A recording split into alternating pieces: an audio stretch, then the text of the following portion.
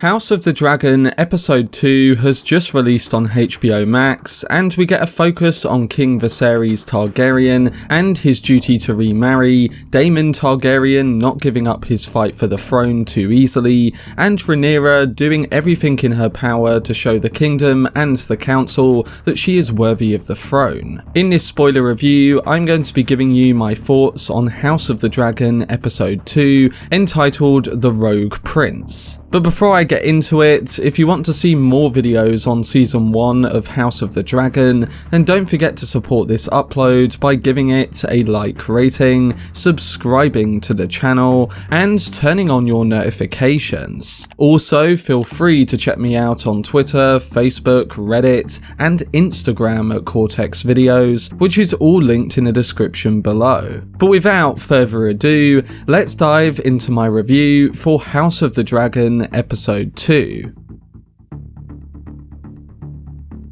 So in the first 2 episodes of House of the Dragon, we've had multiple deaths, the appearance of multiple dragons, and the setup for a new war. And the ending of the first episode last week saw Princess Rhaenyra Targaryen named as her father's heir over her uncle Daemon. In the process, her mother died in childbirth, and so did her newborn son, leaving King Viserys without the male heir that he wanted. Daemon wasn't happy with all the proceedings and left Westeros with his girlfriend Mysaria in what we're guessing is the start of a revenge plan against his king brother. And this leads us to this week's installment, where we see the conflictions and smaller details surrounding a new future queen, an angry uncle, a king needing to produce a male heir for the throne, and also a new opening credit sequence that foreshadows the bloodshed to come. So let's get into all of it.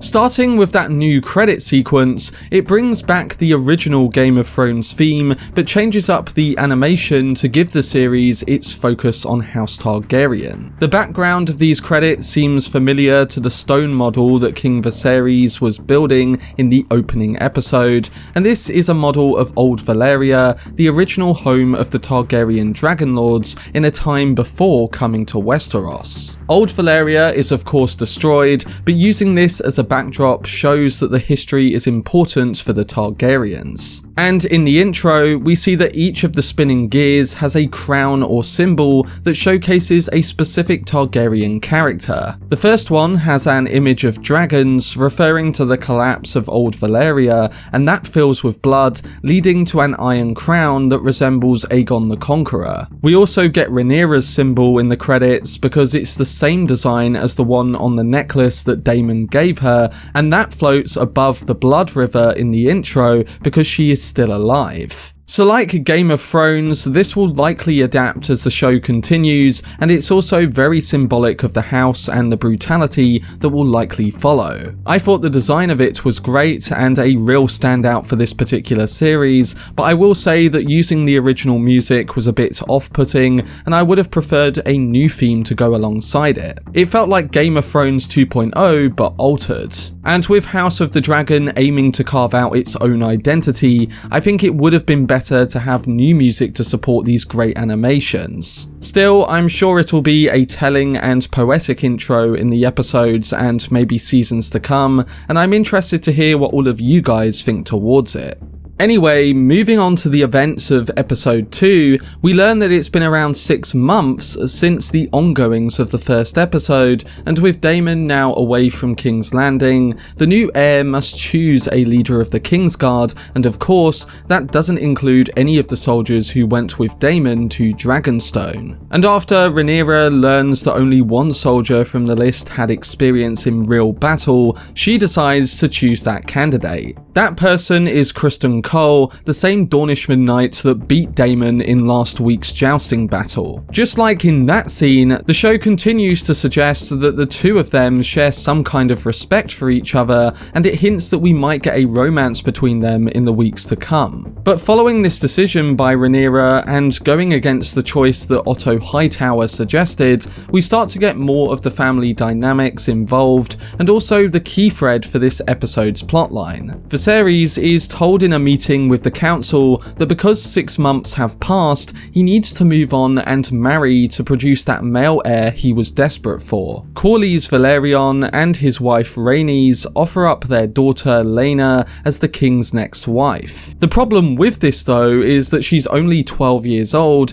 and not to mention that they are also related. Of course, the Targaryen family do marry siblings to keep the bloodline as pure as possible, and you'd think that Viserys would initially go through with this to strengthen the realm, even if it is completely wrong. But despite many people advising him to marry Rhaenyra, Viserys isn't convinced, and we see that take form over the different conversations he has with both his daughter and Alicent Hightower. In his conversation with Alicent, Viserys talks about nostalgia while we see his miniature model of old Valyria on display, and he talks about the greatness of old Valyria, but mainly the difficulties of his duties. You can feel in this scene that there's now a bigger connection between them, and that Viserys would prefer to be with Alicent than the 12-year-old that Corlys and his wife offered. But again, this goes along with the machinations of Otto Hightower, making it quite the inner battle for power as we all expected.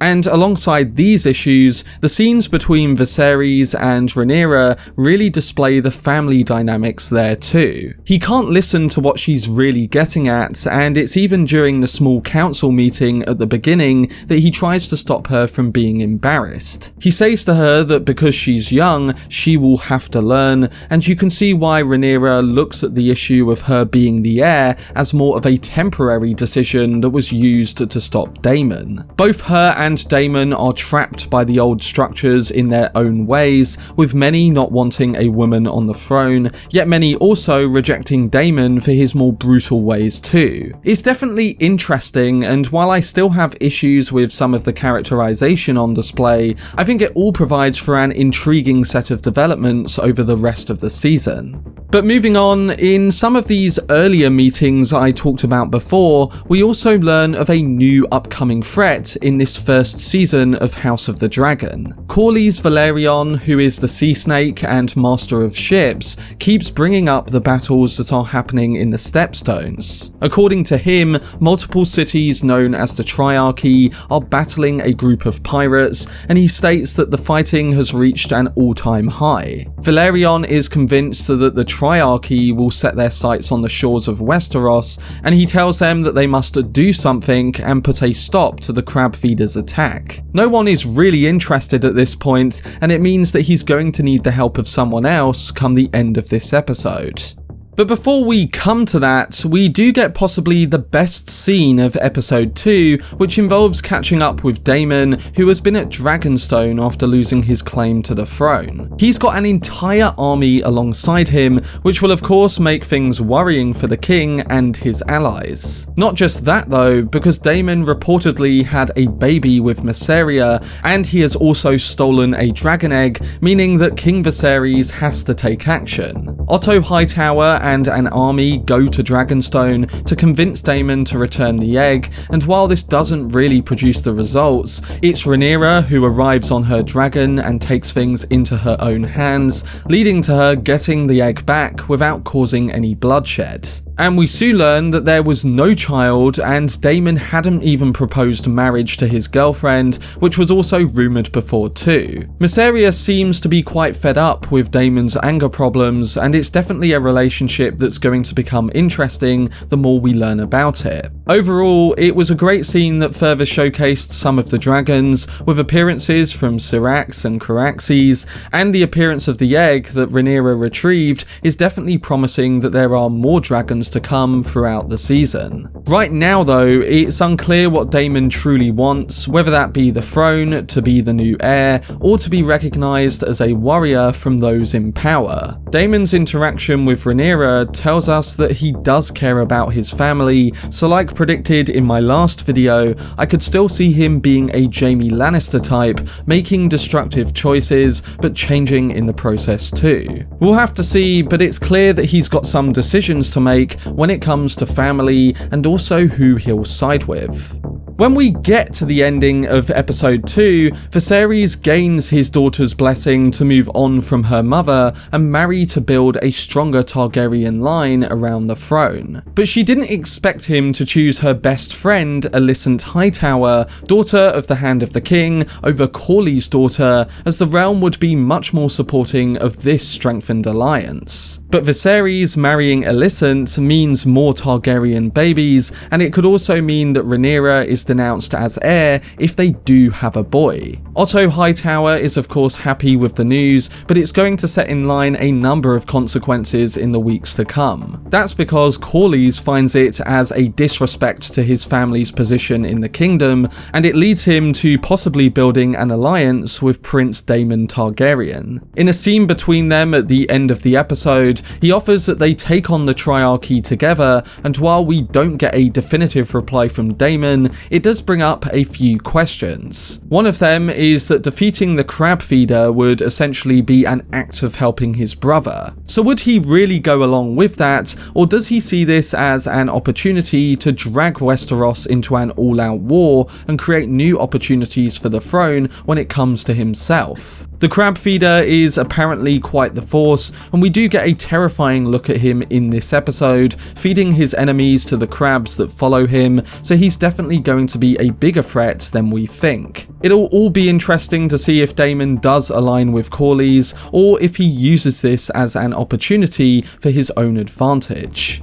But what are my overall thoughts on this latest episode of House of the Dragon? Well, the Rogue Prince is less of an action-driven episode, like how the previous one was too, but in the smaller moments and character setup, we get the promise of battles and bloodshed to come. It does feel like the old Game of Thrones in that way, and it seems that it will be rewarding with its more important character beats and less explosive moments to begin with. So much of this is about the inner workings of the family, the conventions of power, and conflictions for each of the main characters. Viserys needs a male heir and is forced to make decisions that will lead to bloodshed in whatever direction he goes in. Rhaenyra is the current heir, but much of the kingdom would not want that to follow through. And Daemon has anger problems, and it's unclear whether he will move against his brother or make a change in the episodes to come. It's all of this stuff that interests me, and I'm happy that they are focusing on that over season 8 of Thrones, which focused more on capturing the spectacle and unearned shocks. These early developments will make the action and turns even more earned later on,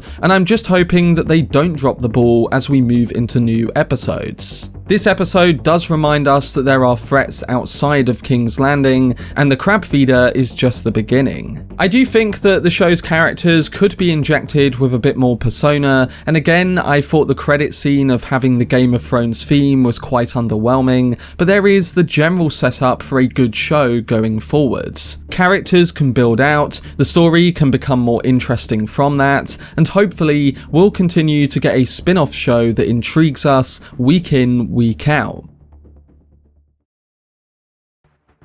But that was my spoiler review for House of the Dragon Episode 2. I'm giving it a rating of 8 out of 10. I will be doing a video every week on the show, so stay tuned to my channel each week for breakdowns and reviews on the Game of Thrones spin-off. But to those who have already seen the episode, what are your thoughts on all the events that went down, and what do you think will happen in episode 3? Let me know down below in the comment section. For more videos on every episode of House of the Dragon, then subscribe to the channel and turn on your notifications. Also, if you enjoyed this video, remember to leave a like rating and follow me on social media via the links in the description. But anyway, I hope you guys enjoyed it. I've been Cortex, and as always, make some noise.